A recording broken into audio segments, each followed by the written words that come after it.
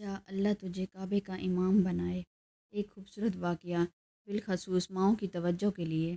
ایک لڑکا اپنی ہم عمر لڑکوں کی طرح بہت زیادہ شرارتی تھا، مگر ایک دن ایسی غلطی اور شرارت کر دی کہ اس کے گھر مہمان آئے اور اس لڑکے کی ماں نے مہمانوں کے لیے سالن تیار کیا تو اس لڑکے نے سالن میں مٹی ڈال دی۔ اس کی ماں کو غصہ آیا۔ غصے سے بھری ماں نے لڑکے کو کہا، غصے سے بپھر جانے والی مائیں الفاظ پر غور کریں۔ لڑکے کی ماں نے کہا، چل بھاگ ادھر سے اور جا اللہ تجھے کعبے کا امام بنائے۔